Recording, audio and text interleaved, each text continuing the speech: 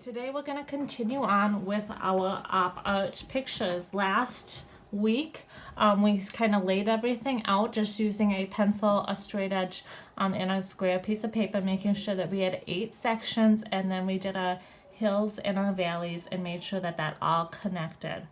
Okay, now we're going to start adding color. Now, I'm not sure what you have at home for supplies, but using colored pencils or crayons would be ideal here. If you don't have those, shoot me an email and we'll figure something out. But the reason we want to use either colored pencils or crayons is because we are going to do some shading techniques. And it's a little bit harder to do with markers. Okay, so you can choose whatever colors you want, but I really want to be able to see that you are doing correct shading. So I'm going to start out this example using colored pencils, and I've got kind of a blue-green here. I really like this color, so this is just what I chose. And I am going to start by coloring this front inside tip of this hill using my blue-green. Okay, I want to just stay inside this piece here, and I want to make sure that my edges are really nice and dark here. Okay, and then as I'm coloring, I want to color kind of like a rounded shape. I want to follow that round of my hill, and I want to color using that same kind of rounded shape. Okay, and I'm coloring the whole thing nice and lightly to start with. After I did my outside line, now I'm coloring back and forth, nice and lightly. Okay, getting an even shade throughout the whole piece here. Okay, then I'm going to use this same color. I'm not changing colors at all, but I'm just gonna change up my pressure of my pencil, and I'm gonna color a little bit darker, applying a little bit more pressure to make a darker shade towards the outside. Again, coloring kind of the same hill shape, but I'm not going all the way to the middle. I want it to be kind of gradual, dark, and eventually it's going to fade to light, and I want my lightest value of this blue-green to be right in the middle of this cone shape.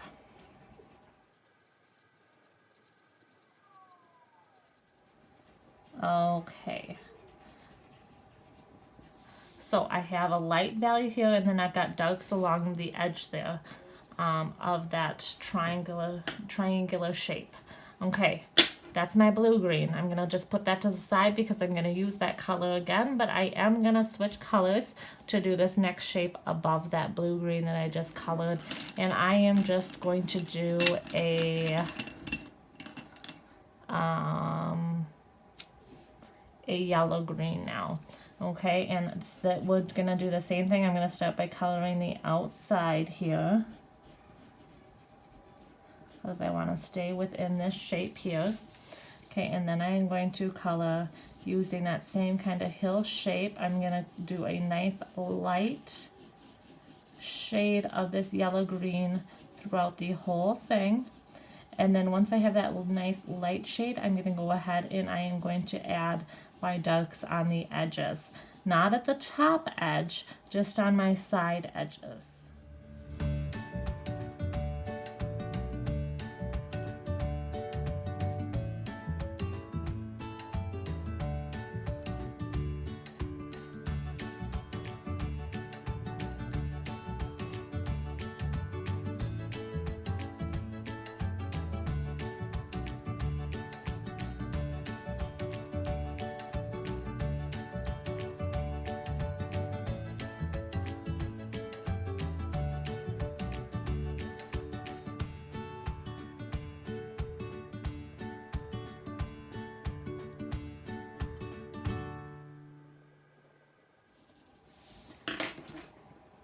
Okay, I'm going to go back to that green-blue that I had before and do the same thing. Dark on the outside, light on the inside.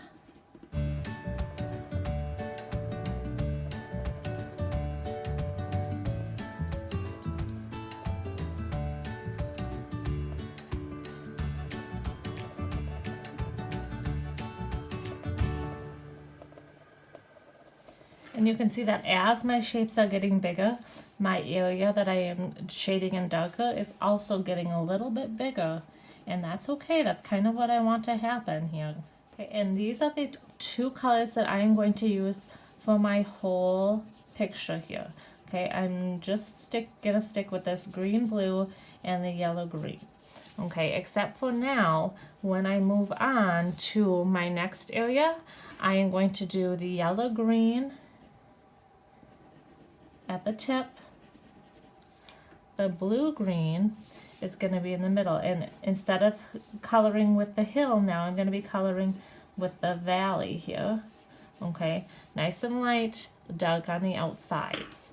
Okay, and then my yellow green I'm going to do at the top, coloring with my valley, the whole thing nice and light, dark on the outsides. And I'm just going to keep alternating. So now I would do my green blue at this one here. Okay, yellow green is going to be this one here. So anything that starts with a hill at the tip is going to be my green blue.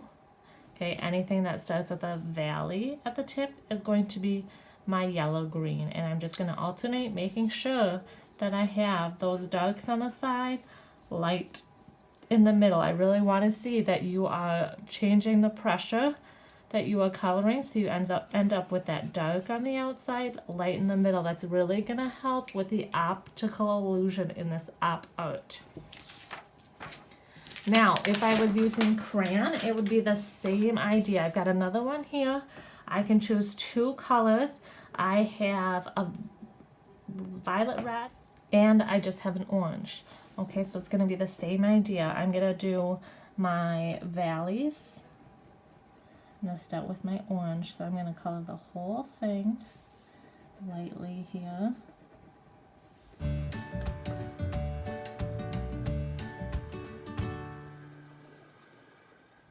And then I'm going to go ahead and I'm going to make that outside edge really dark. Same thing here.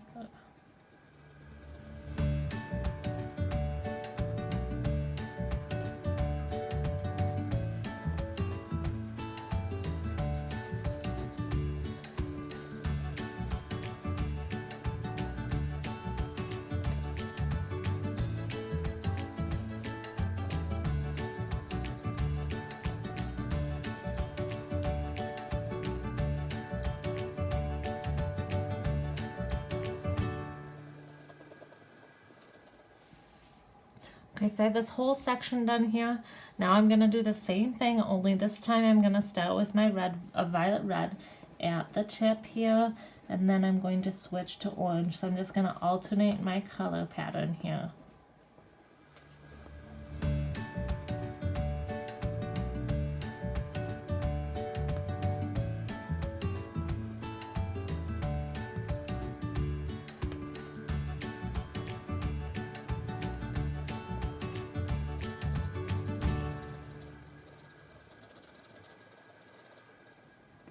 And when you have finished this, I do want to see an image of this. So please take a picture, send it to me either in Google Classroom or through the email. You should be able to pull up your webcam and just take a picture if you hold it in front of your webcam on your Chromebook. Just search your Chromebook for camera, I believe, and that should pull it up so that you can take a picture of your artwork, and then you should be able to send that picture my way. If you have a phone or your parents have a phone, and that would be easier, you could also do it that way and just send it to me through email. Or if you're still having difficulties, let me know and we'll figure something out so that I can see these, because I will need to put a grade in the grade book. Again, email me if you have any questions. I'll be more than happy to answer them.